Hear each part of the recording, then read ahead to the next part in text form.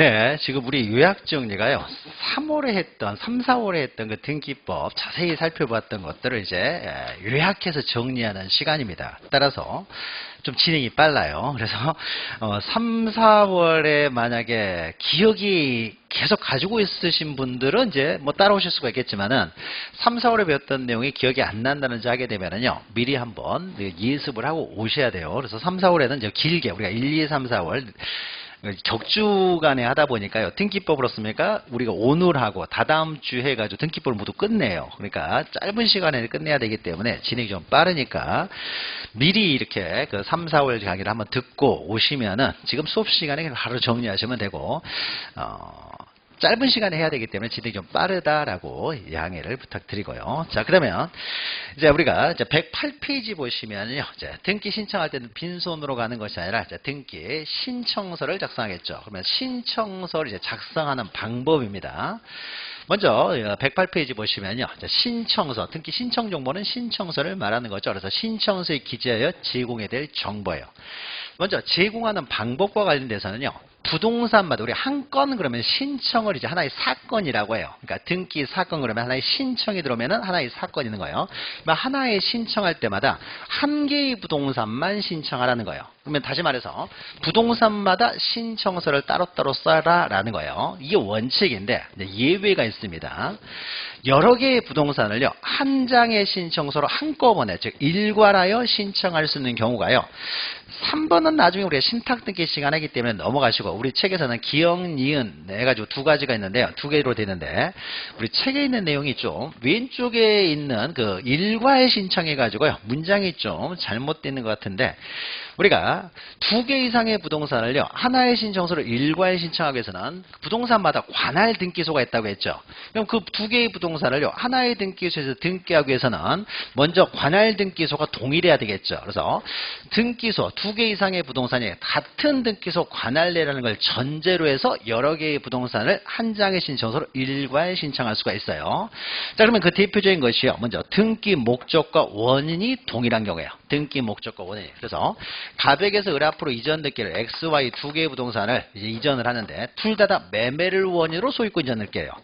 소유권 이전 등기 목적이 동일하고 둘 다 매매를 원인으로 합니다. 그러면은 매매를 원인으로 소유권 이전 등기를 하게 되면요, 이럴 때는 일괄 시행이 가능하다는 거죠. 근데 우리 책을 좀 애매하게 돼 있죠. 등기 목적, 등기 원인이 동일하거나 같은 등기소 관할 내의 여러 개의 부동산, 이게 아니에요. 같은 등기소 관할 내라는 걸 전제로 해서 이건 기본 전제가 되는 것이고, 그리고 좋습니까? 동시에 등기 원인 목적이 동일해야 되는 거죠. 그러면 일괄 시행이 가능해요. 그러니까 관할 등기소 관할 내라는 걸 전제를 하고요. 그 다음에 이제 기억 오른쪽 위에 보시면요, 같은 채권 담보를 위해서 여러 개의 부동산에 대해서 공동 저당권 설정 등기랍니다.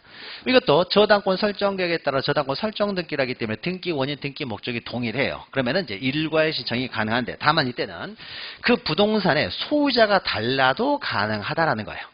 그러니까 갑이라는 사람이 을한테 돈을 빌리고 두 개의 부동산을 담보로 제공하면서 공동저당권을 설정하는데, X는 채무자 갑의 것이 맞아요. 근데 Y는 자기 아버지 부동산이에요. 그러면 아버지 이런 사람들은 뭐라고 합니까? 우리는 물상보증이라고 하는 거죠. 소유자가 이렇게 다르다고 하더라도요, 같은 등기소 관할 내고 같은 채권 담보를 위한 공동저당권 설정 등기라면 이것도 일괄 신청이 가능합니다. 요 두 가지 정도 기억하시면 되고요. 여러분 책에 있는 니은의 신탁 등기는요, 나중에 우리 신탁 등기 시간에 하니까 이렇게 기억하시면 됩니다. 제 유인물에는 이게 구별해가지고 돼 있기 때문에 참고하시면 되고요. 그 다음에 이제 책 109페이지 보시면 이제 필요적 기록사항 해가지고 있는 거죠. 그럼 우리가 등기마다 등기부에 기록되는 내용이 다 틀려요. 그러면 등기부에 기록되는 내용이 틀리면 어떻습니까? 등기소에서 등기 기록할 때는 신청서 보고 등기를 기록할 거 아니에요. 그래서 신청 정보로, 등기부에 기록될 내용이 신청 정보로 제공이 돼야 돼요. 그래서 이 신청 정보를 통해서 이제 신청 보고 이제 등기부를 등기할 것이고요. 그럼 신청 정보를 보고 등기를 하려고 하는데, 신청 정보, 신청서 기재사항이 잘못됐으면 등기부도 틀리게 기록될 수밖에 없잖아요. 따라서 신청 정보에 기록되는 내용이 정확하다는 것을 증명하기 위한 첨부 서면들이 들어가야 돼요. 첨부 정보가 들어가야 되는 거죠. 첨부 정보. 그러면은 등기부에 기록되는 사항은 모든 등기가 다 틀려요. 뭐 매매를 원인으로 이전 등기할 때는 거래 가격 적을 것이고, 전세권 등기할 때는 전세금 적을 것이고, 저당권 등기할 때 채권액 적을 것이고, 등기부에 기록되는 내용이 다 틀리기 때문에 어떻습니까? 신청서가 등기마다 다 틀려지게 되겠죠. 신청서의 기재사항이 달라지면 신청서 기재사항을 증명하는 첨부 서면들도 다 틀려지게 되겠죠. 그래서 등기 기록, 신청 정보, 첨부 정보는 한 세트로 움직인다고 생각하시면 돼요. 그래서 등기부에 기록되는 내용이 신청 정보로 제공되고, 이걸 증명하는 내용이 첨부 정보로 제공된다. 그럼 우리가 등기관이요, 등기를 신청할 때 심사하는 것은요, 이 세 가지가 서로 일치하고 있는지만 심사를 해요. 이걸 형식적 심사라고 하는 것이죠. 형식적 심사.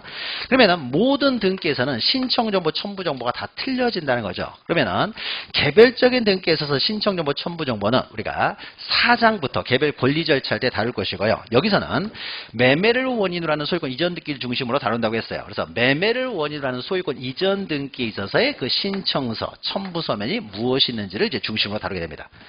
자, 그러면요, 먼저 가백에서 을에게로 X토지 10억 원에 매매를 원인으로 하는 소유권 이전 등기를 신청한다. 항상 보는 그림이죠. 그러면 요 내용이요, 여기 적어져 있는 누가 누구에게 무엇을 얼마에 어떤 원인에서 어떤 등기를 신청하느냐, 요것이 신청서 앞면에 들어와요. 그러니까 신청서 기재사항에서요, 가장 먼저 뭐가 기록됩니까? 무엇을 파는지부터 기록돼야 되겠죠? X토지, 이게 뭐요? 부동산 표시죠. 그래서 우리 책에 109페이지 보시면 먼저 부동산 표시. 토지 같은 경우에는 등기부에도 기록되는 소재 지번 지목 면적, 이걸 적게 됩니다. 그 다음에 뭐 건물 같은 경우에는 뭐 구조나 종류 이런 걸 적게 되겠죠. 그래서 부동산 표시를 하고요. 자, 그 밑에 동그라미 3번을 먼저 보죠. 신청하는 사람들이 또 기록이 돼 있을 거 아니에요? 누가 누구한테? 그 신청인이 기록이 되겠죠. 신청인. 그러면 신청인이요, 자연인이면 이 사람의 성명, 주소, 주민등록번호를 적을 것이고요. 만약에 법인이에요. 법인이면 그 가로 열고 적어져 있는 그 명칭, 법인의 명칭, 사무소 소재지. 그 다음에 법인은 주민등록번호 이런 게 없잖아요. 그러니까 대신에 부동산 등기용 등록번호라는 게 있습니다. 이것이 주민등록번호를 대체해요. 그래서 부동산 등기용 등록번호를 적게 됩니다. 그러면은 그 신청인과 관련돼 가지고요, 밑에 또 박스가 있어가지고 자연인, 법인 쭉 해가지고 있죠. 그러면 요것을 이제 좀 더 이제 보면은요, 만약에 갑과 을이 자연인으로서 직접 신청할 때는 신청인 이름만 적으면 돼요. 근데 만약에 대리인을 통해서 신청합니다. A라는 사람의 대리인이 만약에 등기를 신청해요. 갑을의 쌍방 대리를 통해 가지고 대리인이 등기를 신청한다. 그러면은 본인 이름으로 당연히 등기를 신청해야 되겠죠. 본인 이름으로 등기 신청하니까 갑의 성명주소, 갑을의 성명주소, 주민번호는 당연히 나와야 되고, 더 나아가서 대리인이 신청하기 때문에 대리인의 성명주소도 적는다는 거죠. 신청서에. 신청하는 사람이 대리인이니까. 그럼 만약에 법인, B라는 어떤 법인이 등기를 신청해요. 그러면 법인이 등기를 신청할 때는 이제 법인 명의로 등기를 신청을 하면서 씁니까? 신청은 누가 하겠어요? 그 법인의 대표자가 신청을 하겠죠. 그럼 대표자가 신청하기 때문에 대표자의 성명 주소도 적습니다. 그러니까 법인 이름도 당연히 들어가야 될 것이고, 법인 명의로 등기를 해야 되니까 대표자가 신청하기 때문에 대표자의 성명 주소도 기록을 합니다. 근데 이제 비법인 사단, 비법인 재단일 때, 여기 이제 특히 이제 중요한 것이 돼. 비법인 사단, 비법인 재단. C라는 사람, 그러니까, 여기가 만약에 갑을이 이렇게 해야 되겠죠. 갑이나 을이라는 사람이 법인일 경우에는 이제 대표자 B라는 사람이 있으면 B라는 사람의 성명 주소 적어야 되고, 또 만약에 갑을이 둘 다든 한쪽에 비법인 사단, 비법인 재단이에요. 비법인 사단, 비법인 재단 같은 경우도요, 비법인 사단, 비법인 재단 명의로 등기를 신청하지만 여기서도 대표자고 해서 신청을 해야 되겠죠. 그래서 대표자 이름을 적습니다. 만약에 이 사람이 C가 대표자면은 C 대표자 이름도 적는다는 거죠. 신청하는 사람 이름을 적어요. 여기서 이제 차이나는 것이요, 우리가 대리인을 적을 때는 성명 주소만 적고요, 대표자도 성명 주소만 적지만은 이 비법인 사단, 비법인 재단의 대표자를 적을 때는요, 주민등록번호까지 적게 됩니다. 그 차이점은 이런 거예요. 자, 우리가 신청서에는 얘들을 적지만요, 등기부에 법무사 이름을 적겠습니까? 등기부에는 을 이름만 적으면 되죠. 법무사 이름을 적지는 않죠. 그러니까 법무사, 이런 대리인은요, 신청서에만 기재할지 등기부에는 기록하는 게 아니에요. 그러니까 성명 주소만 적으면 돼요. 또 법인의 대표자를 할 때도요, 삼성전자 이름으로 등기를 합니다. 그러면 삼성전자 이름으로 등기를 하면 되지, 그 대표자 이름도 적느냐? 대표자를 적지는 않아요. 그럼 우리가 법인과 거래를 하기 위해서는요, 법인과 거래가 되기 위해서는 법인의 대표자가 곧 거래를 해야 그 법인과 거래가 되는 거예요. 그래서 우리는 법인과 거래할 때는 대표자가 누군지를 알아야 되겠죠. 그래서 그 대표자와 거래를 하든지, 아니면 대표자로부터 대표권을 위임받은 사람, 삼성전자 대표자 이재용이 항상 뭐 계약하러 다니는 건 아니죠. 대표자로부터 위임받은 이제 부장이나 뭐 이사 이런 사람들이 가서 계약을 할 거 아니에요. 대표권을 위임받은 사람하고 이제 계약을 해야 돼요. 그래야 없습니까? 법인과 거래가 돼요. 그럼 우리는 적어도 없습니까? 법인과 거래할 때는 대표자가 누군지는 알아야 되겠죠. 근데 법인 같은 경우에는요, 법인의 대표자가 법인 등기부에 기록이 돼 있어요. 부동산 등기부가 아니라 이제 법인화가 됐다는 것은요, 법인 등기가 됐다는 것이고, 그럼 법인 등기부가 따로 있고 거기에 대표자가 다 기록이 돼 있습니다. 그래서 그 법인 등기부를 통해서 우리는 대표자를 알 수 있기 때문에 부동산 등기부에까지 대표자를 적지는 않아요. 법인 등기부 보면 우리가 알 수가 있으니까. 그래서 부동산 등기부에는 대표자를 적지는 않습니다. 그러니까 신청서에만 성명 주소를 적으면 돼요. 근데 비법인 사단, 비법인 재단 같은 경우에는요, 법인화가 안 돼 있잖아요. 그러니까 비법인 사단, 비법인 재단과 거래할 때도요, 그 대표자와 거래를 해야 비법인 사단, 비법인 재단과 거래를 한 것일 텐데, 우리는 대표자를 알아야 될 텐데, 법인 등기부가 없다는 거죠. 그러니까 법인 등기부를 통해서 우리는 대표자를 알 수가 없어요. 그러니까 어쩔 수 없이 부동산 등기부라도 대표자를 기록을 해줘요. 그러니까 비법인 사단, 비법인 재단 대표자는 등기부에도 기록을 한다는 거죠. 그러면 등기부에 기록할 때는 그 사람의 성명, 주소, 주민등록번호까지 기록을 해야 될 거 아니에요. 주민등록번호까지 거력하려면 신청서에 나와 있어야 되겠죠. 그래서 비법인 사단, 비법인 재단은 이 사람들은 이제 주민등록번호까지 적는다는 거죠. 그 이유는 비법인 사단, 비법인의 재단의 대표자는 등기부에도 기록되는 사람이기 때문입니다. 요거 좀 참고로 좀 기억하시면 돼요. 그래서 신청인과 관련돼서 특히 비법인 사단, 비법인 재단의 대표자는 부동산 등기부에 기록을 해야 된다는 거죠. 일반적인 대리인이나 법인의 대표자는 기록을 하지 않지만, 그래서 그 내용이 밑에 있는 거죠. 그래서 법인 같은 경우에요, 그러니까 동그라미 기억 보시면 그 디귿에 있죠. 대표자는 등기부에 기록하잖아요. 밑에 다음 줄 대리인도 없습니까? 니은 보시면 등기부의 대표자를 대리인을 기록하지 않아요. 그러나 비법인 사단, 비법인 재단, 비법인 보면 없습니까? 동그라미 디귿에 대표자가 등기부에도 기록을 한다는 거죠. 그래서 제 유인물에도 나와 있으니까 참고로 보시면 되고요. 그래서 기록하다 보니까 주민등록번호도 함께 기록한다는 거 기억하시면 됩니다. 자, 그 다음에 밑에 대위 신청 그냥 넘어가시고요. 뭐 채권자가 채무자를 대위할 텐데 그냥 넘어가시고, 밑에 기타 해가지고요. 만약에 신청하는 사람이 한 사람이 아니라 두 사람입니다. 을이라는 사람이 한 사람이 아니라 두 사람 이상이에요. 두 사람 이상이었습니까? 그 사람들이 이제 공동으로 소유하게 되겠죠. 그러면 일반적으로 우리가 공동 소유 그러면 공유를 말하고요. 공유 같은 경우는요, 지분을 기록하는 것이죠. 근데 만약에 두 사람 이상이 소유하고 있는데 합유예요. 동업자들의 모임에서 합유입니다. 합유는 지분을 기록하지 않잖아요. 지분을 기록하지 않기 때문에 합유일 경우에는 합이라는 뜻, 합이라는 말만 적지 그 지분을 기록하지는 않죠. 우리가 공유와 합유의 차이점은 바로 이거죠. 공유는 어떻습니까? 지분도 등기부에 기록한다. 근데 합유자들은 합유 지분이 있기는 해요. 그렇죠? 다 투자한 액수가 있을 거 아니에요. 동업을 하게 되면 동업자 간에 없으면 투자액이 다 똑같은 건 아니잖아요. 그럼 지분은 있어요. 그러나 그 지분을 등기부에 기록하지 않는다. 그 이유는 공유 지분은 자유롭게 처분할 수 있기 때문에 자유롭게 처분하도록 지분을 기록하지만은 합유 지분은 자유롭게 처분이 안 되잖아요. 그러니까 자유롭게 처분하지 못하도록 하기 위해서 지분을 따로 등기부에 기록하지 않는다는 거죠. 그래서 기타 해가지고 있는 거죠. 기억하고 니은 정도 기억하시면 됩니다. 기타 해가지고. 자, 그러면 이제 부동산 표시하고 이제 신청이 나왔고요. 그 다음에 동그라미 2번 바로 위에 보시면요. 매매 적을 거 아니에요. 이게 등기 원인. 매매를 적을 때는 등기 원인 일자도 적는 거죠. 우리가 등기부에는 매매한 날짜도 적죠. 그래서 등기 원인과 연월일을 적고요. 그 다음에 소유권 이전 등기. 이것이 바로 등기 목적이 되는 거죠. 그래서 등기 목적 적고요. 앞면에 기록되는 거예요.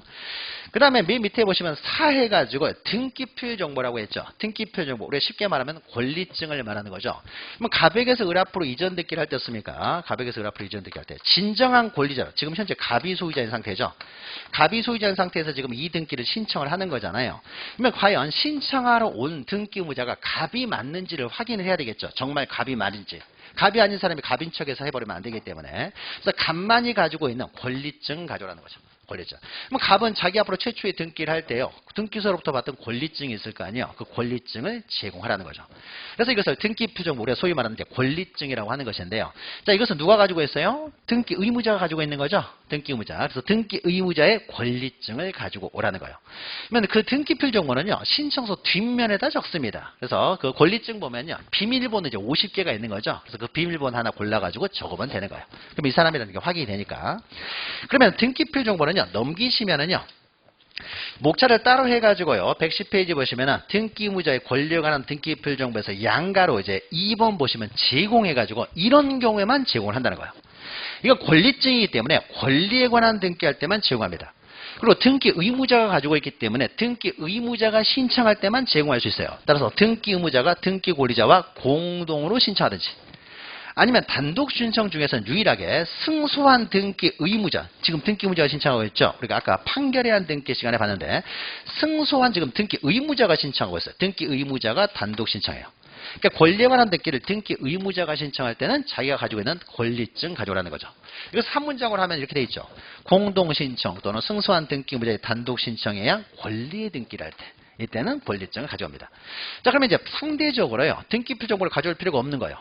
권리의 등기가 아닌 부동산 표시 아니면 등기명의 표시에 관한 등기는 권리에 관한 등기가 아니니까 가져올 필요가 없고요. 그 다음에 공동으로 신청할 때 그 등기의 진정성 확보를 위한 것이니까 관공서의 촉탁, 관공서가 거짓말로 촉탁하지는 않을 테니까 촉탁 등기할 때는 제공할 필요가 없고요. 또 등기 권리자가 단독 신청할 때요. 등기 권리자가 단독 신청할 때는 등기표 정보 없잖아요. 그러니까 제공할 수가 없죠. 그래서 권리에 관한 등기를요, 단독 신청하는 것은요, 다 등기 권리자가 단독 신청하는 거예요. 그러니까 그냥 우리는 단순하게 단독 신청의 경우에는, 그러니까 촉탁이나 단독 신청의 경우는 제공할 필요가 없다는 거죠. 그러면 권리에 관한 등기를요, 등기 의무자가 단독 신청하는 것은 하나밖에 없어요. 승소한 등기 의무자의 단독 신청 하나밖에 없습니다. 그러니까 등기 의무자가 신청할 때만 제공하지 등기 의무자가 신청하지 않을 때는 제공할 수가 없으니까 제공하지 않는다. 그러니까 승소한 등기 권리자가 단독 신청할 때는 의무자가 신청한 게 아니기 때문에 제공할 필요가 없죠. 등기 의무자가 가지고 있는 등기표 정보를 제공하는 것이니까 등기 의무자가 권리에 관한 등기를 신청할 때만 제공을 한다라고 기억하시면 되는 거죠. 자, 그 밑에는 양가로 3번은요. 예전에 한번 시험 문제가 잠깐 나왔는데 중요한 건 아니에요. 갑에게서 을 앞으로 이전 등기를 하려고 하는데요. 이전 등기를 하는데 갑이라는 사람이요, 등기필 정보, 이 권리증을 잊어버렸어요. 등기필 정보 없습니다. 그러면 등기를 신청하지 못하느냐? 그건 아니고요. 일단 등기필 정보는 이게 집문서, 땅문서와 비슷한 거예요. 조선시대로 하게 되면 이게 제일 중요한 거예요. 내가 권리자라는 걸 증명하는 정보이니까 정말 중요하기 때문에 재교부는 절대 안 돼요. 없다고 해서 다시 발급을 요구하지는 못합니다. 그러니까 없으면요, 없는 상태에서 등기를 신청할 수밖에 없어요. 그러면 없는 상태에서 등기를 못하는 건 아니고요.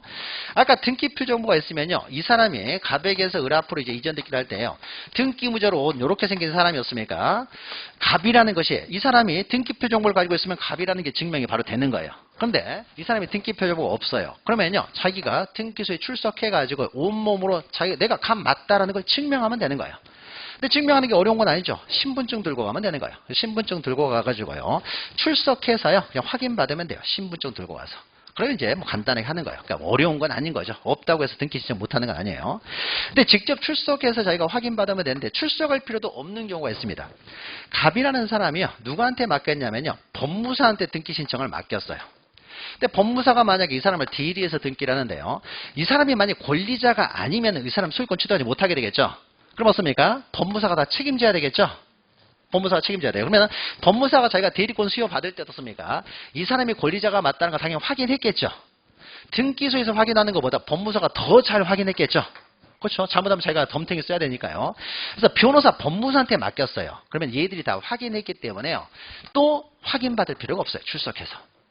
그 다음에 변호사, 법무사로부터 공증을 받았어요. 공증 누가 해줍니까? 변호사, 법무사가 공증을 해줬어요. 그럼 어떻습니까? 증명이 된 거죠. 그러니까 또 일일이 출석해서 확인받을 필요는 없다는 거죠. 근데 우리 그 책에서는 굉장히 복잡하게 되어 있는데요, 이거는 그냥 보기 싫으면 안 보셔도 돼요. 그냥 안 보셔도 되고, 재교부는 하지 않고요, 없으면 직접 가서 확인받으면 된다. 근데 확인받으면 되는데 출석할 필요도 없는 경우가요, 법무사한테 맡겨버리면 출석할 필요도 없다. 법무사가 다 확인했을 테니까. 출석해서 확인받을 필요 없다 정도 기억하시면 됩니다. 자, 그러면은요, 이제 마지막으로요. 마지막으로 그러면 이제 뒷면에 있는 내용 끝나고 하나 아직 남아 있는 게 이제 10억 있죠. 거래 가액이죠. 이것은 110페이지 상단에요, 동그라미 디귿에 있는 내용이죠. 거래가액. 자, 거래가액. 지금은 매매를 원인으로 소유권 이전 등기할 때는요, 등기부에 실거래가액을 기록을 합니다. 등기부에 기록해야 되기 때문에 신청서로 제공을 해야 되겠죠. 그러면 거래가액은요, 매매를 원인으로 하는 소유권 이전 등기할 때만 제공하겠죠. 그래서 만약에 전세권 등기를 할 때는 전세금을, 저당권 설정 등기 신청할 때는 피담보 채권액을 기록하겠죠. 그러니까 매매를 원인으로 소유권 이전 등기니까 거래 가액을 기록합니다. 그럼 거래 가액은요, 만약에 소유권 이전 등기 가등기를 한다고 해보죠. 가등기 할 때는 아직 돈 다 지급한 거 아니죠? 가등기 할 때는 제공할 필요 없고요. 본등기 할 때 제공하면 됩니다. 그럼 본등기 할 때 제공할 때도요. 만약에 우리 뒤에서 이제 첨부정보하고 연결되는 것인데요. 등기원인 증명정보가요. 만약에 공동으로 신청할 때는 계약서 들고 가면 돼요. 근데 단독으로 신청할 때는 판결서 가져간다고 그랬죠. 조서나 판결서 들고 와요. 그러면은 계약서에는 거래계약이 나와 있어요? 안 나와 있어요? 계약서에 거래 내역이 없으면 계약이 성립이 안 되는 거예요. 그러니까 계약서 있겠죠. 그래서 계약서를 들고서 만약에 공동으로 신청하는 경우에는요. 계약서에 거래가액이 나와 있고 이럴 때는 거래가액을 신청서에도 적고 그 다음에 등기비도 기록을 합니다. 근데 만약에 판결서를 가지고 판결서는 조서를 가지고 단독으로 신청해요. 그럼 의리라는 사람이 갑을 상대로 승소 판결을 받아서 단독 신청할 때는요. 그 판결문은요. 의리갑에게 이전 등기 청권이 있다라는 것만 나오지 얼마 주고 샀는지는 안 나와요. 그러니까 물어보는 것에 대해서만 법원에서는 판단하기 때문에 이전 등기 청권이 있다라는 것을 좀 난 이 받아줘라는 거죠. 이전 등기 청구 소송을 제기하게 되면요. 을은 이전 등기 청권이 있다 여기만 판단해요. 그러니까 판결서나 조서에 넣습니까? 거래가액이 안 나온다는 거죠. 그래서 판결서나 조서를 가지고 단독 신청을 할 때는요. 여기는 거래가액이 없기 때문에 등기부에 거래가액을 기록을 안 해요. 등기부에 거래가액을 기록하지 않으니까 신청서로 거래가액을 제공할 필요도 없는 거죠. 우리 신청서는요. 등기부에 기록되는 내용들만 제공하면 되는 거기 때문에 그래서 계약서를 들고 왔을 때만 거래가액을 기록을 합니다. 판결서나 조서 가지고 단독 신청할 때는 제공할 필요가 없다. 나중에 이것은 우리가 첨부정보다 보면요. 거래가액 증명정보로 부동산 거래계약 신고필증을 들고 갑니다. 그러니까 그거 할 때 또 다시 반복해서 나와요. 잠깐 이렇게 언급만 하고요. 자, 그러면은 신청 정보에 관한 내용이 다 끝났어요. 나머지는 그렇게 뭐 중요한 내용이 아닙니다. 신청하는 뭐 관할 등기소, 신청하는 날짜 적는다는 거, 뭐 이런 것들은 그렇게 중요한 내용은 아니고요.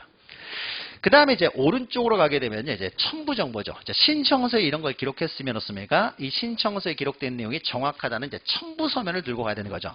근데 첨부 정보와 관련돼서 우리 책에는 먼저 인감이 나오는데요. 자, 인감은요. 옆에다가 방문 신청이라고 먼저 적으시고요. 방문 신청할 때만 우리는 인감 증명을 첨부한다는 거죠. 전자 신청은 인증서 정보가 전자 서명, 인증서 정보가 이를 대체하기 때문에요. 전자 신청할 때는 도장 안 찍어요. 방문 신청할 때만 도장을 찍는 거죠.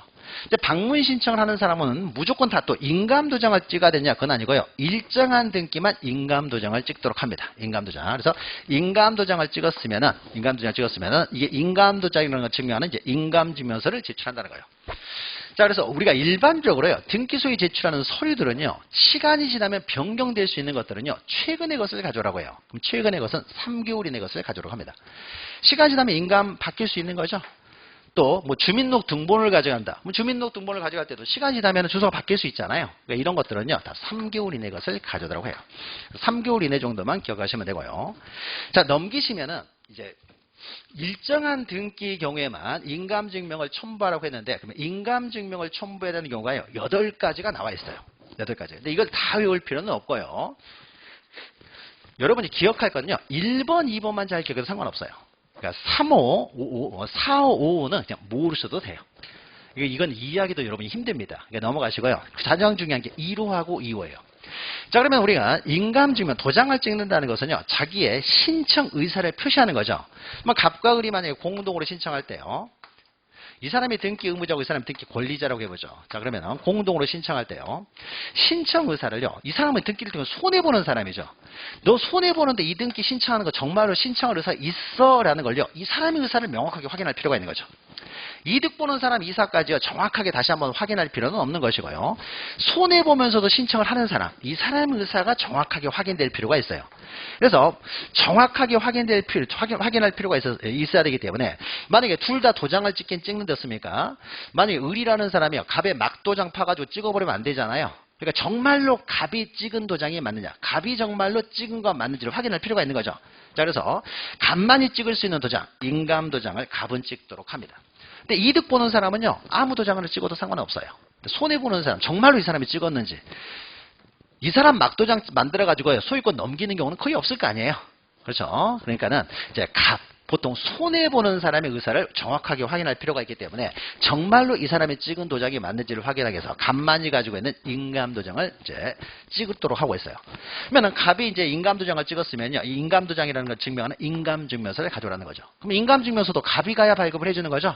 그러면 어떻습니까? 갑이 정말로 신청한 거 맞구나라는 걸 확인하는 거죠. 이런 이제 의미를 갖는 거예요. 자, 그러면요. 1호, 2호가 제일 중요하기 때문에요. 그러면은 우리는 등기 의무자의 의사, 손해보는 사람 의사를 명확하게 확인하기 위해서 그 손해보는 사람의 인감도장을 찍도록 하는 것인데 이 손해보는 사람이요. 우리 법에서는 소유권의 등기 명인이 등기 의무자인 경우예요. 그러니까 우리는 등기 의무자를 먼저 확인한 다음에요. 그 사람이 소유 명인이면은 그 사람만 인감도장을 가져오면 돼요. 그래서 만약에 가백에서 을앞으로요 전세권을 이전한다고 해보죠. 가백에서 을으로 전세권. 그럼 이 사람은 지금 소유 명인이 아니라 전세권자죠. 그러면 이때는 등기 의무자라고 하더라도 인감도장 가져올 필요가 없어요. 근데 소유권을 이전을 한다. 그럼 어떻습니까? 이 사람이 소유권의 등기 명의이잖아요. 소유권의 그 명의인이 등기 의무자죠. 이럴 때만 인감증명 가져오라는 거예요. 그러니까 대표적으로 뭐 갑액에서 을 앞으로 이전 등기를 합니다. 그러면 갑이 등기 의무자니까 갑의 인감증명 가져오는 거예요. 근데 만약 갑액에서 을 앞으로 이전 등기가 된 상태에서요. 을의 등기를 말소를 해요. 자, 말소할 때는 누가 등기 의무자예요? 을이 등기 의무자가 되는 거죠. 근데 을이 소유 명의이잖아요. 이때는 이제 을의 인감증명을 가져오는 것이고요. 그러니까 등기 의무자를 확인한 다음에 그 사람이 소유 명의이면 그 사람만 인감증명을 가져오면 됩니다. 자, 그러면은요, 갑액에서 을 앞으로 이전 등기를 하는 과정에서요, 갑액에서 을 앞으로 이제 이전 등기를 하는데요. 만약에 이전 등기가 되는 상태에서 말소를 합니다. 그러면 이때는 소유 명의인이 지금 등기 의무자니까 이 사람의 인감증명을 가져야 되는데 가등기만 돼 있어요, 지금. 소유권에 대한 가등기만 돼 있습니다. 가등기만 되어 있는 상태에서 을의 등기를 말소를 해요. 그럼 이 사람은 소유 명의는 아니죠. 갑이 소유자잖아요. 우리는 가등기만 되어 있기 때문에. 그러면 소유 명의는 아니지만은 우리 2호를 보면요. 소유권의 가등기 명인이 그 가등기를 말소할 때 그 가등기 명인, 소유권의 가등기 명인의 인감증명도 가져오라 해요. 그러니까 소유 명의는 아니라고 하더라도 소유권의 가등기 명의인도 그 가등기 말소를 신청할 때는 그 사람의 인감증명 청구받도록 합니다. 1, 2번이 가장 중요하고요. 나머지는 그렇게 중요한 것이 아닌데 조금 이렇게 우리가 여유가 있어서 볼 수 있으면요. 6호, 7호 정도까지는 보면 되는데 상속재산 분할 협의서요. 그러니까 상속인들 간에 분할 협의를 할 수 있죠. 그러면 상속재산 분할 협의서는요. 상속인 전원의 인감도장 찍도록 하고 있어요. 일반적인 공유물 분할 협의서는요. 상속인이 아닌 일반인들이 그냥 공동으로 소유하고 있어요. 그래서 그 공유하는 물건을 분할 협의를 할 때는요. 아무 도장 찍어도 상관없어요. 근데 상속인들이 공동 소유하는 그 공유물에 대해서 분할 협의는요. 상속인들은 다 형제들이죠. 그러니까 서로가 도장을 쉽게 구할 수가 있어요. 형방 가면 형 도장 있을 거 아니에요. 그러니까 너무 쉽게 도장을 구할 수가 있기 때문에요. 얘들은 그러니까 형방 가가지고 도장 그냥 막 찍어버릴 수가 있잖아요. 그러면 다 무효죠. 그러니까 이런 것들을 막기 위해서 정말 그 상속인들이 전부 다 각자가 도장 찍은 거 맞는지를 확인하기 위해서요. 상속재산 분할 협의서는 전원에 상속인 전원에 인감도장 찍도록 하고 있습니다. 또 아까 우리가 등기상 손해보는 제3자들이 있다고 했어요. 그러면 그런 쪽에는 그 승낙서를 가져와야 되는데 손해보는 사람이죠. 그러면 그 승낙서 정말 이 사람이 승낙한 거 맞는지를 확인하기 위해서 손해보는 등기상 이해관계인의 승낙서에도요. 그 사람의 인감도장 찍도록 하고 있습니다. 요 정도 기억하시면 되고요. 나머지는 그렇게 뭐 중요한 내용은 아닙니다. 1, 2번은 중요하니까 1, 2번 정도는 확실하게 기억하시기 바랍니다. 그리고 나머지 뭐 제출 밑에 있는데 이것은 그냥 넘어가셔도 됩니다. 넘어가셔도 되고요. 자, 그 다음에 이제 2번부터요. 여러 가지 또 첨부 서면들이 나옵니다. 그런데 우리 책에는요. 첨부 서면이요.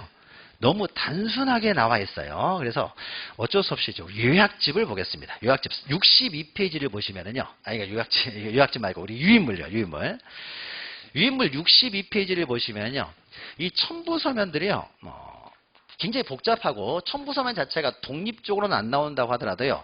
다른 어떤 전체적인 내용에서 한두 지문 막 섞여서 나오는 것들이 있어요. 그래서 이 첨부서면들을 좀 기억하셔야 되는데 이 그림을 설명하고요. 그림 이제 다음 페이지부터는 그림을 설명하는 내용들이 이제 다음 페이지부터 있어요. 한 3페이지 정도가 설명되어 있고 그림과 그 다음 페이지는 설명하는 내용하고 이제 함께 여러분들이 좀 참고로 해서 보시면 되는데 첨부서면은 좀 복잡하고 우리 책이 너무 적기 때문에요.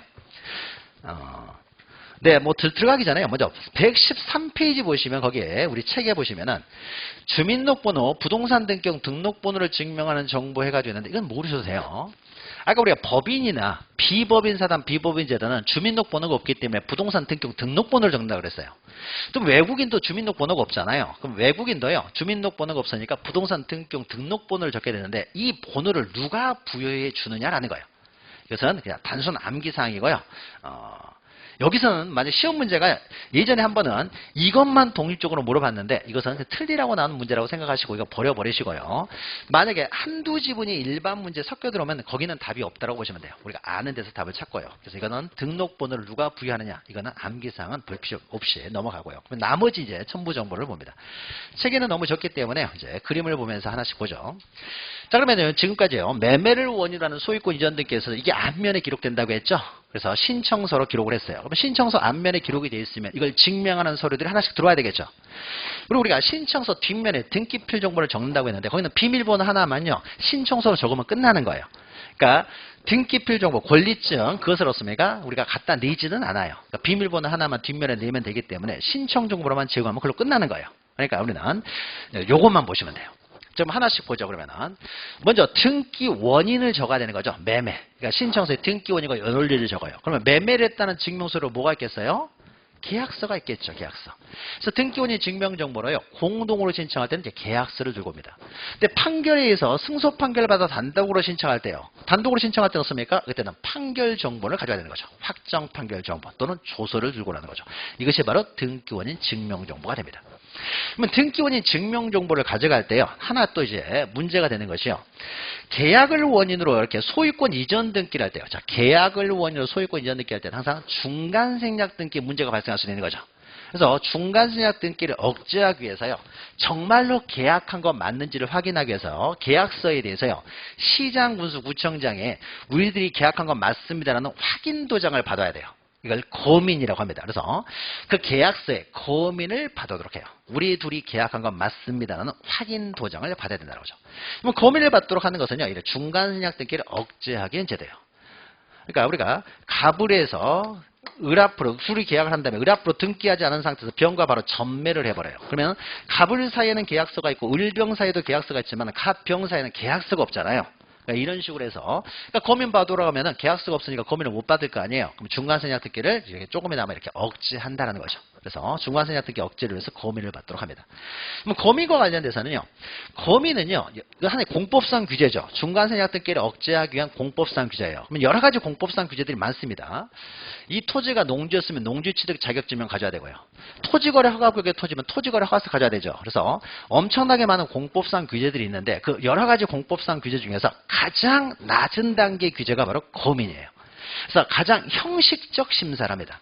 서류에 이상이 없으면요, 바로 도장 다 찍어져요. 그래서 가장 형식적인, 그러니까 공법상 규제 중에서 가장 약한 규제가 거민이다라는 거 참고로 기억하시고, 그 다음에 이렇게 소유권 이전 등기죠. 이 소유권 이전 등기에 있어서 이 공법상 규제는요, 판결에서 단독 신청하는 경우에도요, 반드시 그거는 또 받아야 돼요. 그러니까 승소 판결을 받아 단독으로 신청합니다. 그러면은 이런 것들이 다 이제 확인이 됐다라고 했으니까 따로 필요 없을 것처럼 보이지만요, 소유권 이전 등기가 가장 중요한 등기죠. 소유권 이전 등기가 만약에 무효가 돼버리면 그 이후에 이루어지는 모든 등기는 다 무효죠. 소유권 이전 등기든 전세권 등기든 저당권 등기든 다 무효가 돼버리기 때문에 소유권 이전 등기는 굉장히 엄격하게 심사합니다. 자, 그래서요, 판결서를 가져와서 단독으로, 그러니까 승소 판결을 받아서 단독으로 신청하는 경우에도요, 공법상 규제를 통과했다는 서류는요, 반드시 또 가져와야 돼요. 특히 이전 등기를 할 때는. 그러니까 판결서나 조서 가지고 단독 신청할 때도 씁니까? 판결서나 조서의 거민을 받아야 돼요. 그 다음에 이런 공법상 규제들은요, 다 본등기할 때 필요합니다. 다 취득 요건이에요. 가등기할 때는 필요가 없습니다. 가등기할 때 소유권을 취득하는 건 아니기 때문에 공법상 규제는 다 본등기할 때 필요로 해요. 근데 공법상 규제 중에서요, 본등기할 때 필요 없고 가등기할 때 필요한 것은요, 토지거래허가서 하나뿐이에요. 토지거래허가는 거래 자체를 규제합니다. 그러니까 취득을 규제하는 것이 아니라 거래 자체를 규제하다 보니까 토지거래허가서만 가등기할 때 제공하고요, 나머지 공법상 규제들은 다 본등기할 때 제공한다, 이렇게 보시면 돼요. 자, 그래서 이것을 먼저 기억하신 다음에 다음 페이지 보시면, 그러면은 우리가 반대로요, 거민을 받을 필요가 없는 경우는 어떤 경우냐? 이게 작년에 나왔어요. 거민이 필요한 경우, 보험이 필요하지 않는 경우. 자, 우리가 계약을 원인으로 소유권 이전 등기할 때만 필요한다고 했기 때문에 계약이 아니에요. 뭐 수용, 상속, 계약 아니죠. 경매. 계약이 아니면 필요가 없고요. 소유권 이전 등기할 때 필요한 것이지 말소 등기할 때 필요한 건 아니에요.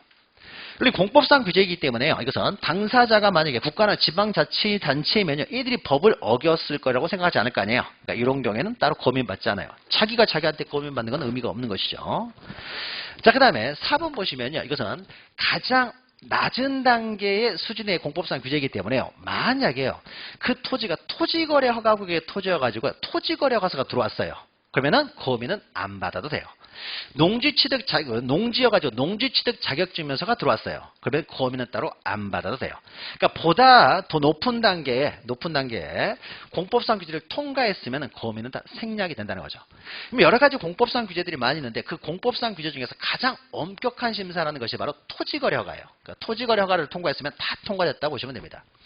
또 매매를 원인으로 소유권 이전 등기할 때는요, 거래가액을 다 신고를 해요. 그럼 신고를 하게 되면요, 거래가액이 맞다라는 부동산 거래계약 신고 필증을 줍니다. 그 시장군수구청장이 다 심사해서 준 거죠. 그러니까 부동산 거래계약 신고 필증이 들어오게 되면 어떻습니까? 따로 거미는 안 받아도 돼요. 그러니까 매매를 원인으로 소유권 이전 등기를 함에 있었습니까? 공동 신청해서 하는 경우에요. 거래가액을 실거래가액을 이제 신고를 한 다음에 그 부동산 거래가액 신고 필증을 가지고 오기 때문에요. 매매를 원인으로 소유권 이전 등기할 때 신고 필증을 가져오는 경우에는 계약서에 따로 고민을 받을 필요가 없어요. 근데 만약 증여를 원인으로 이전 등기 한다고 해보죠. 뭐 증여는 계약이잖아요. 소유권 이전 등기죠.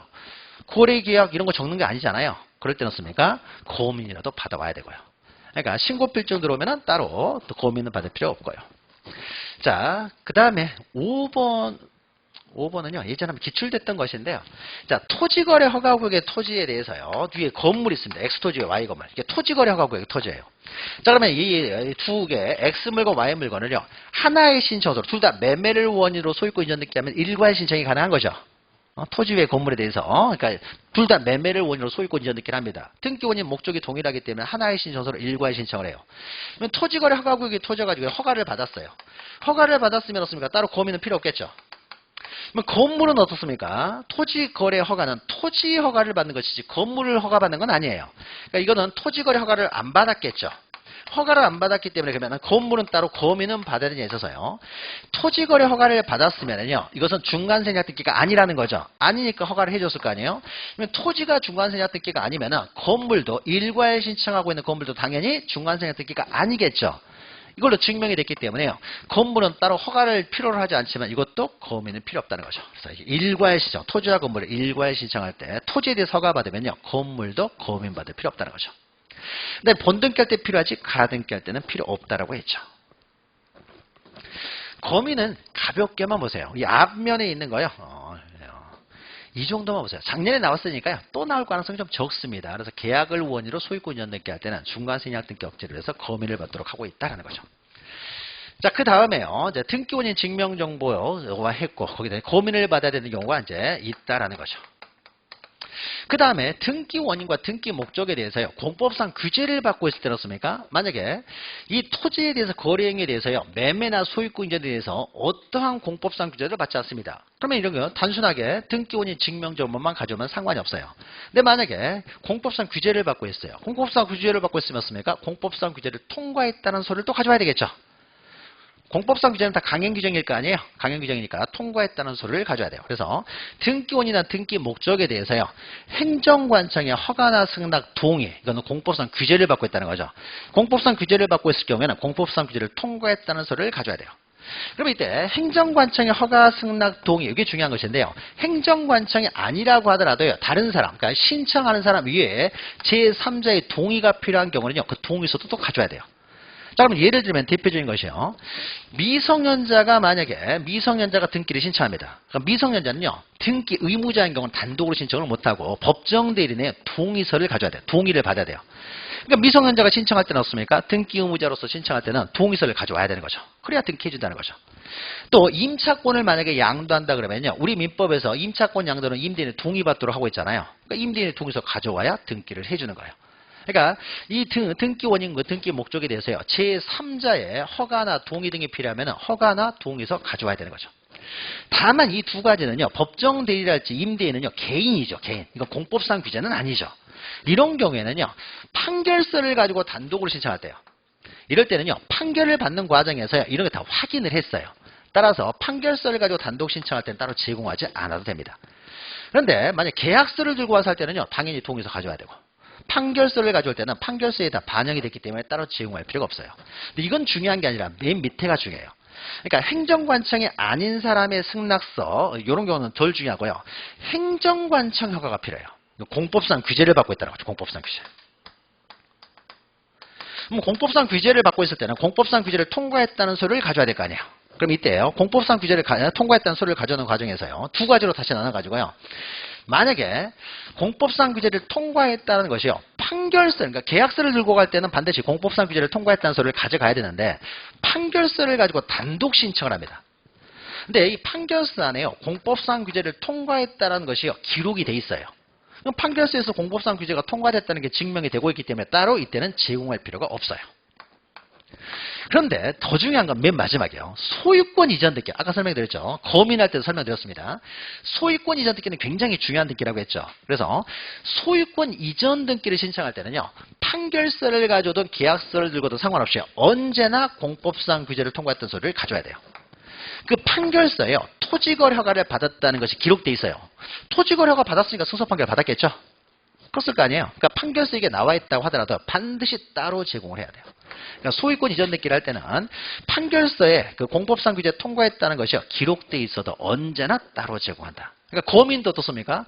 판결서를 가져오는 경우도 거민 받아야 된다고 했죠. 그건 소유권 이전 등기니까. 따라서 소유권 이전 등기에 있어서는요. 반드시 따로 판결에서 단독 신청하는 경우에도 반드시 제공한다라는 겁니다. 그러면 공법상 규제가요. 어마어마하게 많죠. 어마하게 많은데 우리 시험과 관련돼서는 주로 토지거래 허가서하고 농지취득 자격증명서가 주로 가끔씩 이제 나오기 때문에요. 이것만 좀 보도록 하죠. 그 외에도 여러 가지 이제 공법상 규제가 있지만 다 다룰 수는 없고 이 두 가지가 주로 나오니까요. 자, 그러면 토지거래 허가서를 이제 가지고 가야 되는 경우를 보죠. 이것은 부동산 거래 신고 등에 관한 법률에 나와 있는 거죠. 공법상 규제는요, 여기저기 산재하고 있잖아요. 등기법이 있는 내용이 아니에요. 여기저기 나와 있는 이제 공법상 규제들이 있는데 그 중에 대표적인 두 가지만 봅니다. 토지거래 허가는 없습니까? 여러분 민법 시간에도 공부를 하고 부동산 거래 신고 등에 관한 법률에서도 공부를 하는 거죠. 그러면 토지거래 허가는요, 이 거래 행위, 투기 억제죠. 투기적인 거래 자체를 규제하는 제도예요. 그래서 거래 행위 자체를 규제하는 것이 바로 토지거래 허가제도예요. 그래서 만약에 토지거래 허가 없이 거래를 하게 되면요. 거래 행위 자체가 무효가 돼버리죠. 그러니까 토지거래가는요. 법률행위의 효력 발생 요건, 즉 매매의 효력 발생 요건이 되는 거죠. 그러니까 허가 없이 매매하면 어떻습니까? 민법에서 이거 무효잖아요. 나중에 이제 허가를 받게 되면 소급해서 유효가 될 수 있기 때문에 유동적 무효라고 하는 것이죠. 근데 일단 어떻습니까? 무효죠. 유동적이라고 하더라도 무효죠. 그러니까 효력 발생 요건이 되는 거예요. 자, 그러면은 효력 발생 요건으로서요. 필요한 경우는요. 투기 억제를 위해 존재하기 때문에 유상거래 경우만 필요합니다. 유상. 그럼 유상거래면요. 소유권만 필요한 것이 아니라 지상권도 필요해요. 그러니까 치료 지급이 있는 지상권 같은 경우는요. 이 지상권은 소유권의 편법으로 악용될 수가 있기 때문에 소유권 이외에 지상권도 필요합니다. 그 다음에 거래 행위의 효력 발생 요건이기 때문에 예약도 거래 행위잖아요. 매매죠. 그러니까 예약만 하면서요. 본계약 안 하면서 예약만 하면서 계속 이제 호가만 올려버릴 수가 있는 거죠. 이런 걸 막기 위해서 예약도 하나의 계약이기 때문에 예약을 하는 경우는 어떻습니까? 이것 계약이니까 어떻습니까? 토지거래 허가를 받아서만 예약할 수 있어요. 그러니까 예약에서 가등기를 한다면 가등기 할 때 토지거래 허가서 가져오라는 거죠. 그러니까 본등기 할 때 가져오는 것이 아니라 가등기 하면 가등기 할 때도 가져야 돼요. 만약에 예약이 무효면은 가등기도 못 하는 거잖아요. 그래서 이건 거래행위의 효력 발생 요건이기 때문에요. 그러니까 가등기에서 본등기를 한다면 가등기 할 때 가져오는 거예요. 자, 이 정도 보시고요. 밑에 있는 것은요. 우리가 일반적으로 서류는요. 3개월 이내의 것을 가져오게 하는 것인데 토지거래 허가서는요. 토지거래 허가를 받았으면 매매는 유효죠. 그럼 이전 등기를 1년 있다 해도 상관이 없는 거죠. 매매는 유효니까. 그러면 1년 있다가 매매로 인한 소유권 이전 등기 신청할 때 허가서 그때 가져와도 상관없어요. 그러니까 최근의 것이라는 게 의미가 없는 거죠. 허가를 받았냐 안 받았느냐만 확인하면 되기 때문에요. 최근의 것을 가져올 필요는 없습니다. 3년 전의 것, 10년 전의 것도 가져와도 상관없어요.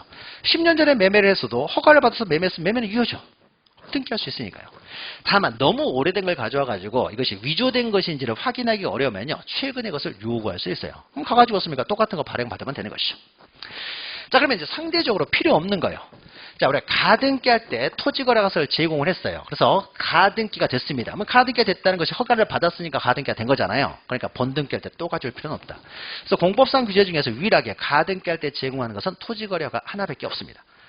그 다음에 유상일 경우에만 제공하는 거예요. 투기 억제니까. 무상의 경우, 즉 증여, 지료 지급이 없는 지상권 이런 건 필요가 없는 것이죠.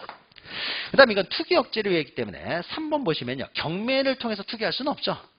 그냥 비싼 가격 쓴 사람이 가져가는 거니까. 그래서 경매 같은 건 필요 없고요. 상속, 유증, 진정명예복, 취득시효, 신탁 이런 건 다 대가를 지급하는 게 아니에요. 유상거래가 아니라는 거죠. 대가를 지급하는 거래가 아니기 때문에 토지거래허가서가 필요가 없습니다. 4, 5번은 여러분 민법 시간 하는 것이니까 요 정도 좀 정리하시면 되고요.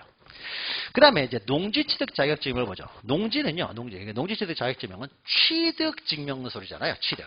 뭐요? 취득. 본등기 할 때 취득하는 거죠? 그러니까 권리의 취득 요건이에요. 취득. 그러니까 이거는 취득 요건이지 법률행위 효력 발생 요건이 아니라는 거죠. 자, 그러니까 농지취득 자격증명이 없이도요, 매매를 했어요. 매매를 했을 때는 확정적으로 유효한 거예요. 그러니까 이 사람은 우리는 농사 짓지 않을 사람이 농지를 취득하는 걸 막기 위한 것이기 때문에요. 갑과 을이라는 사람이 4월 1일 날 매매를 하고요. 4월 30일 날 소유권을 이전하기로 했어요.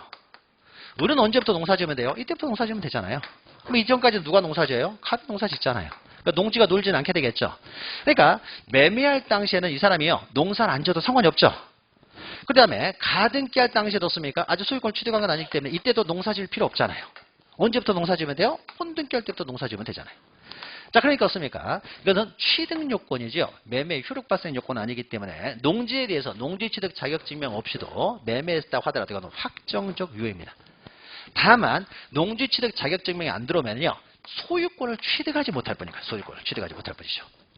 자, 그러면 이건 농지 취득 자격 증명은요, 농지가 노는 걸 막기 위해서이기 때문에 농사 짓지 않을 사람은요, 농지 자체 취득을 막는 것이니까 유상이든 무상이든 불문합니다. 농사 짓지 않을 사람들은 농지를 취득하지 말라는 거죠. 취득 요건이기 때문에 본등기 할 때 필요하지 가등기 할 때는 필요 없고요. 자, 그러면은 필요하지 않는 경우에서요, 한 두 가지 1번, 2번만 좀 보죠. 자, 가등기 할 때는 필요 없다고 그랬죠. 본등기 할 때 제공하면 되는 거예요. 그리고 우리 농지법에서, 이건 농지법에 있는 내용이죠. 농지법에서는요, 소유권만 규제하지 소유권 유예 권리는 따로 규제하지 않습니다. 자, 그럼 밑에 있는 내용을 보죠. 그러면 농사를 짓지 않으면서도 농지를 취득할 수 있는 유일한 방법은요, 상속밖에 없다고 생각하시면 돼요. 농사를 안 지어도요, 부모님이 농지를 물려주시고 돌아가시면 어떻습니까? 상속은 받을 수 있어요. 상속은. 상속. 그러면 상속 하나 기억하시고요. 상속이 제일 중요한 것이고요. 뭐 농사를 안 지으면서도 농지를 취득할 방법, 유일한 방법이 상속밖에 없다고 기억하시면 돼요.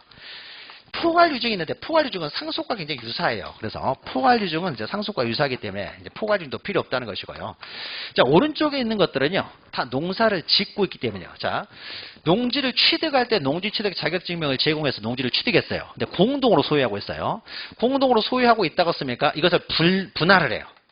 그러면은 이 농지를 취득할 때 이 사람들은 농지취득 자격증을 이미 제공한 사람이요, 그걸 다시 다 갑, 을, 병으로 분할할 때 또 제공할 필요는 없겠죠. 취득할 때 제공했잖아요. 그러니까 분할할 때 또 제공할 필요가 없는 것이죠. 또 진정명의 복도에 원래 내 거 가져가는 거죠.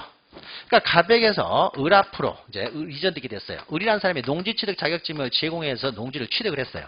근데 어떤 이유에서인지 이것이 무효인 등기로 병 앞으로 등기가 되는 거예요. 병 앞으로 무효인 등기가 돼 있어요. 그럼 소유자는 을이기 때문에 자기의 소유권을 회복하는 방법은 말소에서 올 수 있지만 진정명의 이전 등기를 할 수도 있는 거죠. 그럼 이때 이전 등기 할 때였습니까? 또 제공할 필요는 없는 거죠. 이미 제공했잖아요. 그러니까 취득할 때 제공했기 때문에 다시 등기만 회복한다든지, 그 취득할 때 제공했으니까 취득한 물건을 분할할 때는 또 제공할 필요는 없는 거죠. 그 다음에 수용은 어떻습니까? 국가가 자기 필요해서 가져가는 거잖아요. 그러니까 이런 거 필요 없고요. 예전에 또 취득시효가 나왔는데, 취득시효는 어떻습니까? 점유를 요건을 해요. 그러면은 점유하지 않았으면 취득시효 자체를 못해요. 농사를 안 지었으면요, 이 사람이 취득시효 자체를 할 수가 없는 거죠. 그러니까 취득시효 안에 농사를 지었기 때문에 취득시효가 되는 거예요. 따라서 취득시효 같은 경우는 농사를 짓고 있었다는 것이 그 안에 증명이 되고 있기 때문에 따로 농지취득 자격증명이 필요가 없습니다. 이 정도만, 여기까지만 좀 공부하시면 돼요. 그렇죠? 그래서 이런 경우는 필요 없다. 그러니까 필요 없는 경우들만 몇 가지 좀 정리를 하시면 됩니다. 자, 그러면 공법상 규제에 대해서요, 이제 했고요. 그 다음에 밑에 3번은요, 공법상 규제 이런 거와 상관없이요, 어떤 등기를 함에 있어서 손해보는 제3자, 아까 잠깐 설명드렸죠. 전세권을 말소하는데 전세권 저당권자가 있다는 거죠. 이건 공법상 규제가 아니죠. 그러니까 어떤 등기를 하려고 하는데 그 등기에 있어서, 그 등기가 되면서 신청도 하지 않은 제3자가 손해를 봐요. 그럼 이 사람들을 이제 등기상 이해관계인이라고 합니다. 어떤 등기를 통해서 신청하지 않은 제3자가 손해를 보게 되면 그 제3자를 우리는 등기상 이해관계인이라고 한다는 거죠. 그래서 이해관계인이 있을 때는 어떻습니까? 그 사람의 승낙서 가져와야 된다라는 거죠. 승낙서. 이 밑에 있는 건 우리가 앞에 설명드렸죠. 판결에 의해서 신청하는 경우에도요, 단독 신청하는 경우에도 이 이해관계인에게 승소 판결을 받은 건 아니기 때문에 판결에 의한 단독 신청의 경우에도 이해관계인의 승낙서는 면제되지 않아요. 그러니까 전세권 말소할 때 소유자가 승소 판결을 받아 단독 신청하는 경우에도 전세권 저당권자의 승낙서는 따로 가져와야 된다고 그랬죠. 가져와야 돼요. 그래서 만약에 그래서 그 사람이 승낙서를 제공을 해가지고 승낙서를 제공해서 전세권 등기가 말소가 돼요. 그러면은 전세권 저당권자는 승낙서 제공했잖아요. 그러면은 전세권을 말소하면 전세권을 목적으로 한 저당권은 당연히 소멸하겠죠. 그래서 이거는 직권으로 말소하는 거죠. 아까 우리가 전세권이요. 이제 이래서 A 앞으로 전세권이 있고 1에 1 해가지고 B 앞으로 이 전세권에 대한 저당권이 있습니다. 소유자하고 공동 신청해서 이게 말소가 돼요. 말소가 된다는 건 이 사람은 승낙서 들어왔으니까 말소가 되는 거잖아요. 그러면 이 전세권이 말소되면 이 전세권을 목적으로 하는 권리 넣습니까? 당연히 소멸할 거 아니에요. 이건 직권으로 말소하는 것이죠. 자, 등기상 이해관계 있는 제3자는요. 이해관계 있는 제3자는 소유권 이전 등기에서는 나타나는 건 아니고요. 말소, 회복, 권리의 변경, 경영 등기 이 세 가지 등기에서만 등장을 해요.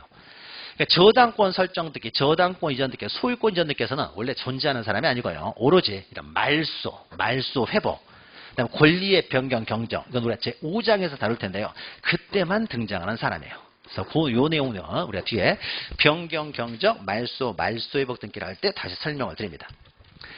자, 그래서 요건 이제 간단하게 뒤에서 다시 설명드릴 것이고요. 자, 그 다음에 다시 와서요. 우리 첨부 정보를 등기원인 증명 정보 가지고 가고, 만약에 특히 공법상 규제를 받고 있으면 공법상 규제를 통과했다는 소리를 가져가야 되고, 공법상 규제를 받고 있지 않으면 이런 건 필요가 없어지고요. 그러니까 등기가 좀 복잡해지면은요, 이 토지 거래가 좀 복잡해지면은 그만큼 없습니까? 첨부해야 될 소리가 많아지는 거죠. 자, 그 다음에요, 또. 보죠. 자, 부동산 표시에 소재 지번 지목 면적을 적었습니다. 그러면 부동산 표시를 또 증명하는 정보가 들어와야 되겠죠. 부동산 표시를 증명하는 정보로는 D장이 있죠. D장을 들고 갑니다. 그러면 이 소재 지번, 지목 면적이 정확하다는 걸 증명하는 정보로 토지대장이나 임야대장을 가져야 될 것이고, 만약에 건물이면요, 건물의 구조 뭐 이런 게 들어가겠죠. 그럼 이게 정확하다는 증명 정보로 건축물 대장을 들고 가야 되는 거죠. 그러면은 우리가 이런 D장, 이렇게 부동산 표시 증명 정보를 D장이라고 하는데, D장은요 모든 등기를 할 때 다 가져가느냐? 그건 아니고요. 이 네 가지 등기를 할 때만 D장을 들고 갑니다.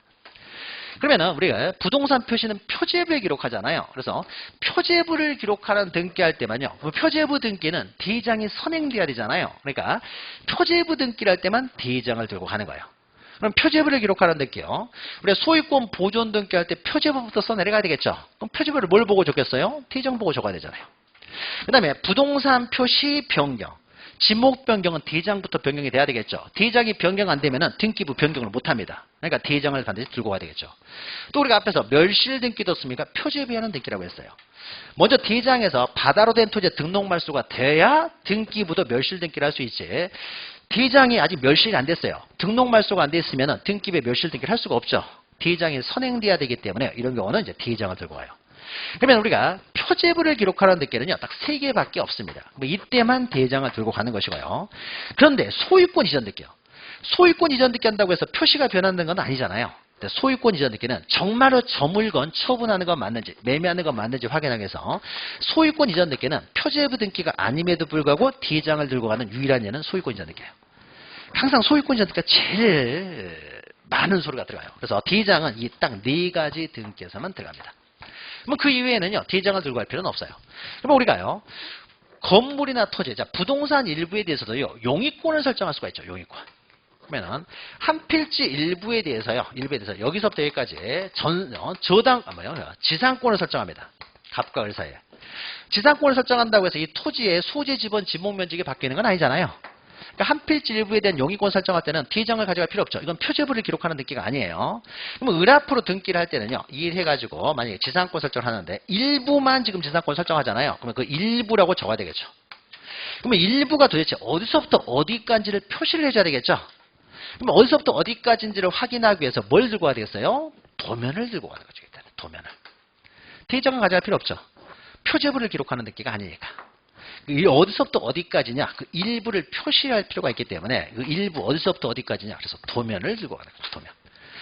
그래서 우리가 도면은 없습니까? 그러면 이 도면은요, 그러면 도면을 들고 가가지고요, 일부를 표기해서 도면을 여기다 집어넣으려고 했더니 등기부에 도면을 집어넣을 수가 없잖아요. 그러니까 도면은 따로 편찬해서 기록하죠. 그러면 원래 등기부에 들어갈 내용이 나와 있는 소리니까 이것을 등기부 부속소리라고 하고, 등기부하고 이 부속소리가 합쳐져서 한 세트의 등기 기록을 이룬다고 했죠.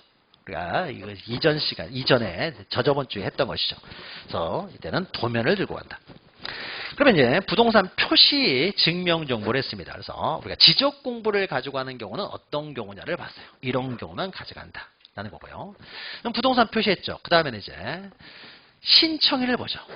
가불의 신청인, 성명, 주소, 주민번호를 적었으면 이게 또 정확하다는 증명정보를 가져와야 되겠죠. 그럼 뭐가 되겠어요?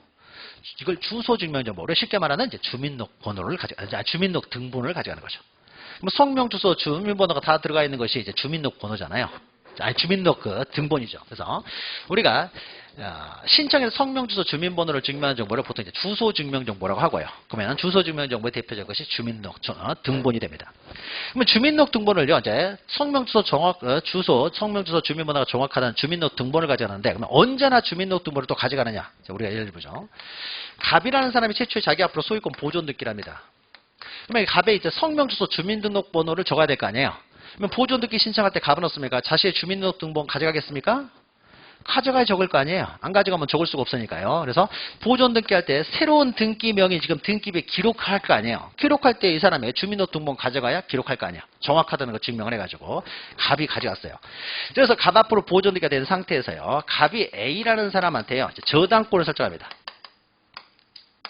그러면 A라는 사람이 새롭게 이제 등기 명의이 되죠. 그러면 이 사람이었습니까? 성명, 주소, 주민번호를 적어야 될 거 아니에요. 그러면 이때는 어떻습니까? A의 주민등록 등본을 가져가야 되겠죠. 그럼 이때 A의 주민등록 등본만 가져가면 될까요? 아니면 등기부자 갑의 것도 또 가져가야 될까요? 갑은 없습니까? 이미 기록돼 있잖아요. 새롭게 기록하는 사람이 아니죠. 이 사람 또 가져올 필요가 없잖아요. 보존 등기할 때 이미 제공해가지고 기록이 돼 있잖아요. 그러니까 새로 기록되는 사람 것만 가져가면 되는 것이지 이미 기록되어 있는 사람을 왜 가져갈 필요가 있겠어요? 그러니까 새로 기록되는 사람만 가져가면 되겠죠. 그래서 새로 등기 명의 되는 그 등기 권리자 것만 가져가면 되는 거예요. 원칙적으로는. 이게 원칙이죠. 그런데 만약에 예외가 또 하나 있어요. 항상 이제 소유권 이전 등기예요. 갑에게서 이해해서 을 앞으로요. 소유권을 이전합니다. 소유권 이전 등기가 제일 중요하다고 했죠. 이게 잘못되면 그 이외의 룰지는 모든 등기가 다 무효가 돼버리기 때문에 소유권 이전 등기만요. 을의 것은 당연히 가져가야 되지만 정말로 갑으로부터 이전되는 거 확인하기 위해서요. 소유권 이전 등기만 등기 의무자 갑의 것도 가져가요. 소유권 이전 등기가 제일 많이 소리가 필요한 거죠. 그래서 소유권 이전 등기할 때는 등기 권리자 을뿐만 아니라 등기 의무자 갑의 주민등록등본도 가져옵니다. 그래서 소유권 이전 등기할 때만 등기 의무자 것도 가져간다. 이게 특징인 것이니까 이런 것들 기억하시면 돼요. 주소증명 정보에 대해서 이제 보았고요. 그 다음에 이제 신청을 할 때 아까 우리가 가불이 직접 신청할 때는 아무 문제가 없는데요. 가불이 직접 신청한 것이 아니라요. 대리인이 와서 신청한다든지 대표자가 와서 신청할 수가 있는 거죠. 그러면 대리인이 와서 신청할 때는 뭘 가져와야 돼요? 대리권 증명서류, 위임장 같은 거 가져와야 될 거 아니에요. 그러니까 정말로 대리인이 맞는지 대표자가 맞는지 확인해야 되겠죠. 그러니까 이 사람들은 자기 자격을 증명하는 자격증명 정보를 가져와야 되겠죠. 권한이나 자격을 증명하는 정보도 가져와야 되겠죠. 대리인이 올 때는 위임장 가져와야 된다는 거죠. 자, 가져와야 돼요. 그러면은 뭐 이건 단순한 것이고요. 그런데 아까 우리가 이제 안 하고 넘어갔던 거 뒤에 첨부 정보에서 한다고 그랬는데, 자, 비법인이 만약에 등기를 신청한다. 비법인. 그러면 대표자가 와서 등기를 신청하겠죠. 그러면은 대표자가 신청을 할 때요. 이 비법인 사단, 비법인 재단 명의를 이제 등기를 하는데 대표자 신청할 거 아니에요. 그러면 대표자가 올 때는요. 자기의 대표권을 증명하는 정보를 가져와야 되는데 더 나아가서요. 첨부될 수가 몇 가지가 더 있어요. 자, 그러면 이제 비법인 사단, 비법인 재단이 신청할 때 일반적인 등기하고 달리 또 첨부될 소리로서요. 법인화는 안 돼 있다고 하더라도 적어도 사단이나 재단의 실체는 가지고 있어야 돼요. 그럼 실체를 가지고 있다는 것은요. 조직적으로 내부 규칙에 따라서 움직이고 있다는 거예요. 그랬을 때 우리는 사단이나 재단의 실체를 가지고 있다고 합니다. 그래서 내부 규칙을 가지고 있어야 돼요. 아무런 규칙도 내부 규칙이 없이요. 자치의 어떤 규범이 없이 이루어지면요. 이건 단체성이 없는 거예요. 그래서 내부 규칙을 우리는 정관이라고 하는 거죠. 그러니까 명칭은 뭐 규약, 회칙, 규칙, 뭐 강령 여러 가지로 사용되지만 이게 다 내부 규칙이죠. 그러니까 정관이 있어야 돼요. 이게 없으면요. 비법인 사단이라고도 하지 않아요. 그러니까 법인화만 안 됐지 똑같은 사단의 실체는 가지고 있어야 되니까 정관을 가져야 돼요. 그 다음에 밑에 이제 요게 가장 중요한 것인데 만약에 갑이랑 을이랑요. 갑에게서 을에게로 X물건 10억 원에요. 매매를 먼저 이전이 돼요. 여기도 교회고 여기도 교회고 비법인 사단들이에요. 법인화가 안 돼 있습니다. 여기는 대표자가 A가 있고 여기는 B가 대표자라고 해보죠. 그럼 이때는 어떻습니까? 대표자가 와서 신청을 하겠죠. 그러면 X물건 어떻습니까? 총유물이죠. 그럼 우리 민법에 썼습니까? 총유물에 있어서는요. 총유물은 보존, 이용, 계량, 처분 모든 행위에 대해서 총의 결의가 있어야 되죠. 총의 결의. 그러니까 총의 결의서를 이제 제공을 해야 돼요. 총의 결의서. 총의 결의가 있어야 돼요. 근데 총의 결의서, 그러니까 총의 결의도 없이 어떻습니까? 개인적으로 착복하기 위해서, 횡령하기 위해서 할 수가 있잖아요. 이런 것들을 막기 위해서 정말 총의 결의가 있었는지를 또 확인을 합니다. 정말로 총의 결의가 있었는지를. 그럼 이때 총의 결의가 있는지를 정말로 확인하는 것도요. 이 사람은 등기 의무자죠. 손해를 보는 거고 이 사람은 등기 권리자죠. 그럼 총의 결의가 있었다는 것을 확인할 필요가 있는 사람은 누구예요? 그 의무자, 갑이죠. 정말 총의 결의가 있었는지를 확인할 필요가 있는 거죠. 그래서 등기 의무자로서 신청할 때는요. 총의 결의서를 반드시 가져오라고 합니다. 근데 만약에 등기 권리자로서 신청할 때는요. 손해보는 등기가 아니잖아요. 이럴 때는 총의 결의서를 굳이 가져올 필요는 없고요. 그래서 총의 결의서, 그러니까 비법인 사단 같은 경우에는 총유물의 보존, 처분 등에 있어서는 다 총의 결의가 있어야 되는데, 그럼 총의 결의서는요, 등기 의무자로 신청할 때만 가져오면 되지, 권리자로 신청할 때는 따로 가져올 필요가 없다는 거죠. 이것도 이제 특히 중요하죠. 등기 의무자로 신청할 때만 총의 결의서를 가져와라. 그 다음에 우리가 앞에서요, 대표자의 성명, 주소, 주민번호, 비법인 사단 같은 경우는 비법인 재단도 마찬가지고 대표자의 성명, 주소, 주민번호도 적는다고 했죠. 대표자의 주민등록번호도 가져와야 되겠죠. 정확하게 확인하기 위해서. 자, 그 다음에요. 이 대표자가 대표권이 있다는 증명서로서 자격증명 정보를 또 가져와야 되는데요. 하나의 이제 특징이요. 비법인 사단, 비법인 재단 없습니까? 대표자가 등기부에도 기록한다라고 했잖아요. 그러면 이미 등기부에 기록되어 있는 그 대표자가 신청을 합니다. 등기부에 기록되는 사람이 신청할 때는 등기부에서 자기의 대표권이 이미 증명이 되고 있죠. 그러니까 따로 없습니까? 대표권 증명 정보를 첨부할 필요가 없는 것이죠. 이 사람은 등기부에 기록되는 사람이니까. 여기까지 하게 되면은요, 여기까지 하게 되면 이제 신청인에 관한 내용도 못 읽고요.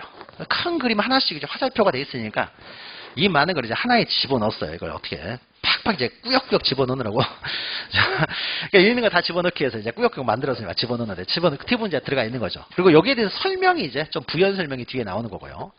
그 다음에 이제 마지막으로요, 마지막으로. 그러니까 신청인에 관한 이제 첨부 서면이고요. 마지막으로 씁니까? 이제 거래 가액이죠. 매매를 원인으로 소유권 이전 등기할 때 거래 가액을 적는다고 했죠. 거래 가액의 이제 증명 정보를 아까 설명드렸죠. 거래 가액을요. 그러니까 우리는 지금 실거래 가액을 등기에 기록하기 때문에요. 그 실거래 가액을요. 신고를 합니다. 그래서 신고한 것이 정확하다고 인정되면요. 시장구수구청장에 부동산 거래 계약 신고 필증을 발급해요. 그러면 그 신고 필증을 첨부해 오는 거예요. 그러면 신고 필증에 나와 있는 신고한 금액하고 신청서에 나와 있는 거래 금액이 동일했을 때 등기를 해주고요. 신고는 틀리겠으면 이건 등기 안 해주겠죠. 그래서 거래가액이 정확하다는 거 신고 필증을 첨부합니다. 신고 필증. 근데 신고 필증을 이제 거래가액 증명 정보로서 신고 필증을 가져오는데요. 만약에요. 매매 부동산이요. 자, 가백에서 을에게로 X물건 하나의 물건에 대해서 10억으로 매매를 해가지고 X물건 하나에 대해서만요. 가백에서 을 앞으로 소유권을 이전할 때는요. 여기다가 10억이라고 적으면 되는 거죠. 거래가 기록하기 때문에요. 그냥 신고필증 가져와가지고 신고필증상에 나와 있는 10억하고 신청서에 나오는 10억 동일하면 여기다 10억이라고 적습니다. 근데 문제는요. 갑하고 을 사이에 XY 두 개의 부동산을 10억으로 사고 팔았어요. 자, 등기 원인, 등기 목적이 동일하면 일괄 신청이 가능하다고 했죠. 둘 다 매매를 원인으로 소유권 이전 등기를 합니다. 그러면은 X도 소유권을 이전해야 되겠고 Y도 소유권을 이전해야 되겠죠. 가백에서 을 앞으로. 그러면 여기도 10억 주고 여기도 10억 적을 수가 없잖아요. 두 개 합쳐서 10억이지. 둘 따로따로 10억이 아니니까. 그러니까 이럴 때는 어떻습니까? 여기다 거래가액을 적지를 않아요. 거래가액을 적지 않고 매매 목록이라는 걸 만들어요. 그래서 매매 목록 해가지고 만들어가지고요. 여기다가 XY 두 개 합쳐서 10억 이렇게 적어요. 그러면 원래 거래가액은 어떻습니까? 등기부에 기록해야 되는데 등기부에 이건 기록할 수가 없잖아요. 기록할 수 없는 것을요. 따로 장부를 만들어서 여기다 따로 기록하고 여기다는 이 매매 목록 번호만 적습니다. 그럼 이 매매 목록도 없습니까? 그 거래가액을 그 거래가액을 등기부에 기록하려고 했는데 등기부에 기록을 할 수가 없으니까 따로 나와 있는 서류죠. 이걸 등기부 부속서류. 등기부 부속서류가 되는 거죠. 그래서 등기부하고 등기 부속서류가 합쳐져가지고 한 세트의 등기 기록을 이룬다고 했죠. 그럼 이럴 때는 어떻습니까? 이제 매매 목록을 또 첨부해요.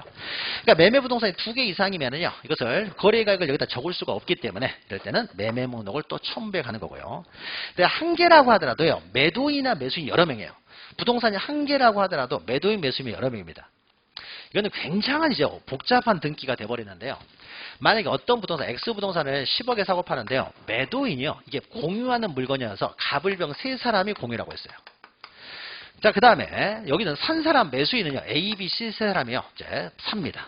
공유하려고 해요. 근데 이 사람들 세 사람이서 소유하고 있을 때 지분은 어떻게 되냐? 이 사람이 5분의 3, 5분의 1, 5분의 1이에요. 근데 이 사람들의 지분은 어떻게 되냐면은 취득하고자 하는 사람은 3분의 1, 3분의 1, 3분의 1이에요.